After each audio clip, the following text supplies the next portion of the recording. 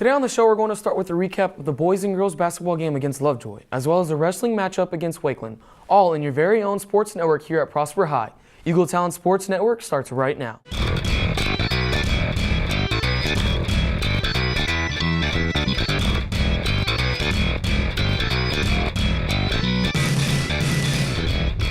Welcome to our very first Eagle Talent Sports Network broadcast, along with my co-anchors JT Graham and Khalil Adams. We will be with you every Monday to give you an in-depth look at the world of Prosper Sports. We here at ETSN would be remiss if we didn't take a moment to dedicate our inaugural show to fellow sports broadcaster Stuart Scott, who passed away last Sunday after his long battle with cancer.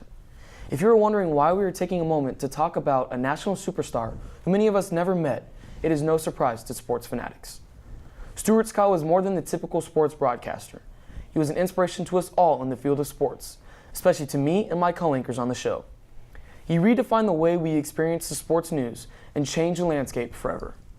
Although none of us ever knew him on a personal level, we all felt like he was our best friend in the world of sports.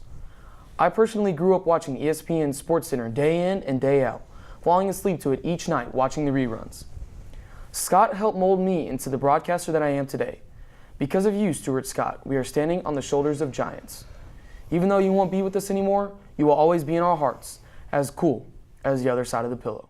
And they weren't just blowout losses. Oh, it was neck and neck the whole time. Especially Lovejoy was 43-40. I mean, and it was a one-point game with 30 seconds left until a rough backcourt. And again, for them to do that good with this magnitude of teams, such a young team. It really speaks volumes for the amount of work that they've put in the offseason, as well as the coaching. Yeah, yes, the coaching's been phenomenal. And on the other side of the ball, we got the boys basketball team who, after graduating Cameron Martin, I don't think many people expected us to be doing as well as we're doing right now.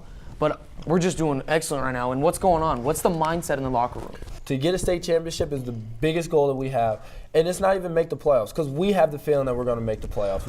How we look right now, we're in the playoff run. We're in the playoff. Well, another thing, Khalil, is there's more of a team atmosphere, I feel like, regarding this year's varsity team. Last year was more of a one-man standout. This year, there's a lot more team chemistry. We're always with each other around this time of the year. And even outside of the year, we're all friends. It's a big friend group that we have. You talk about the playoffs. Last year we went 2-Q.